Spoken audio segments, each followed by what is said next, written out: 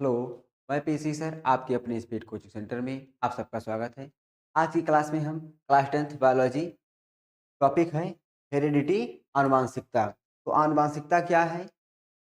तो माता-पिता के गुणों का यानी जो माता-पिता में लक्षण होते हैं, जब उनसे अगली पीढ़ी में जाता है, उसे हम क्या कहते हैं? आनुवांशिकता कहते हैं। माता-पिता के गुणों का उनकी संतानों में स्थानांतरण होना ही आनुवंशिकता कहलाता है।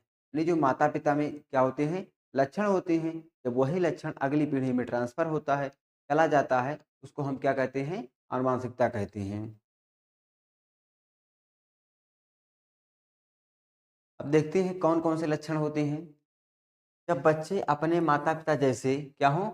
दिखते हों, बोलते हों, रंग-रूप, आँख, बाल, कद, इन्हें आनुवांशिकता कहते हैं। यानी जो भी लक्षण यहाँ पर दिए गए हैं, चाहे देखने में हो, चाहे उनका कद हो, चाहे उनकी आँख हो, चाहे बोल अपने माता-पिता जैसे बोलते हों, ये सभी लक्षण जो होते हैं, जब क्या होता है, उनके बच्चों में जाता है, जिसको हम कहते हैं आनुवांशिकता। क्या कहते हैं? आनुवांशिकता, हेरिडिटी कहते हैं।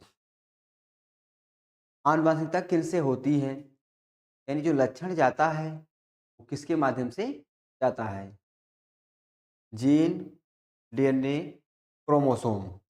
यही तीनों मिलकर गुणों को उनकी अगली पीढ़ी तक पहुँचाते हैं। क्या कहते हैं तो? अगली पीढ़ी तक पहुँचाते हैं। Gene, DNA, chromosomes. Gene, DNA, chromosomes. यही तीनों क्या करते हैं? लक्षण को अगली पीढ़ी तक पहुँचाते हैं। उदाहरण पिता जैसे लंबा कद, माँ जैसी आँखें, परिवार में मधुमेह होना, रक्त समूह, ये सभी क्या होते हैं? एक पीढ़ी से दूसरी पीढ़ी में जाते हैं। इसे ही क्या कहते हैं? आनुवंशिकता कहते हैं। अब देखिए यहाँ पर लिखा क्या है? उसको एक बार हम समझ लेते हैं, जो अभी हम पढ़े हैं। क्लियर? Heredity plus variation. देखिए हेरेडिटी आनुवंशिकता, वेरिएशन यानी बदलाव। जो भी क्या होता है, लक्षण जाता है, बदलाव होता है, दिखाई देता है, उसे क्या कहते हैं हम?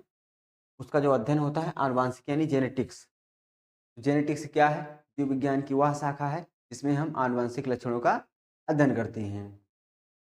ग्रेगर मेंडल कौन है? तो फादर ऑफ जेनेटिक्स, आनुवंशिकी का जनक कहा जाता है। किसको?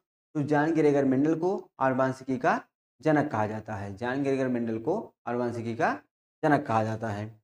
उन्होंने मटर के पौधों यानी कि पी प्लांट, पाइसम सैटिवम, ये क्या है? पाइसम सैटिवम क्या है? उसका साइंटिफिक नेम है। पर प्रयोग करके यह बताया कि गुण माता-पिता से संतान में कैसे जाते हैं।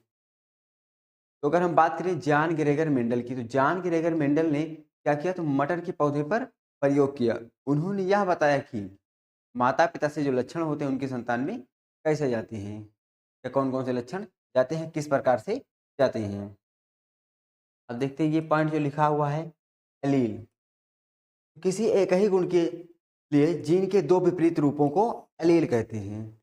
मान लीजिए हम एक ही क्या लेते हैं? गुण लेते हैं, जैसे आकार। तो आकार में क्या होता है? या तो लंबा होगा या तो बौना होगा। तो एक ही एलील क्या है? लंबा और बौना दोनों एक साथ होते इसे कहते हैं हम एलील। यानी कि किसी भी गुण के लिए, चाहे लंबाई हो गया, चाहे चाहे आकार हो, चाहे रंग रूप हो, तो सभी के क्या होते हैं? 2-2 जीन होते हैं। जैसे हम बात करते हैं रंग रूप की, तो उसमें अगर कोई काला है, तो गोरा भी क्या रहेगा? दोनों जीन रहेंगे। बस क्या होगा कि काला दिखाई देता है या प्रभाविता है और दूसरा जीन अप्रभावी है। अगर मान लीजिए दोनों एक जैसे हैं, तो समयुग्मजी क्या होगा? 2 एलील रहेंगे, जैसे मान लीजिए टी, टी, तो क्या है? समयुग्मजी। हमेशा क्या होते हैं? एक ही गुण के लिए 2 जीन होते हैं। जैसे मान लीजिए लंबाई के लिए आकार के लिए 2 जीन, चाहे दोनों लंबे हों, चाहे एक लंबा हो, चाहे बौना हो, चाहे दोनों बौने हों, और चाहे दोनों क्या हों? लंबे हों। क्लियर?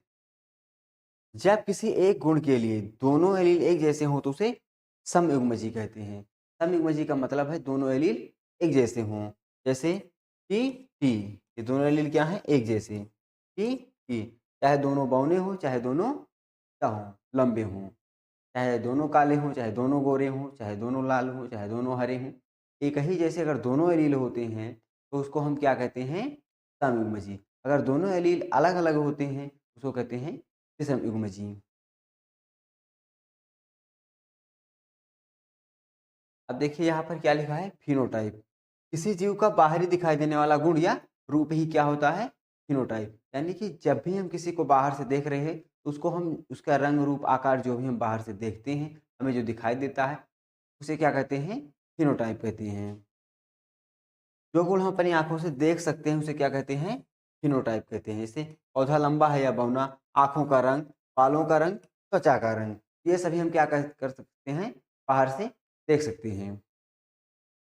ये सभी फिनोटाइप के उदाहरण हैं।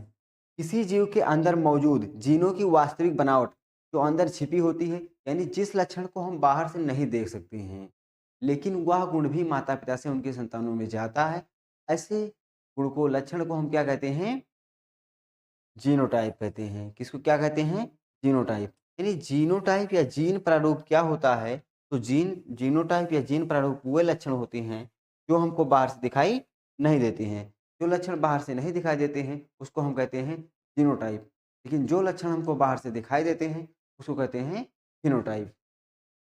फिनोटाइप का मतलब होता है जो लक्षण बाहर से दिखाई देते हैं, जो लक्षण नहीं दिखाई देते हैं उसे कहते हैं जीनोटाइप। फिनोटाइप और जीनोटाइप।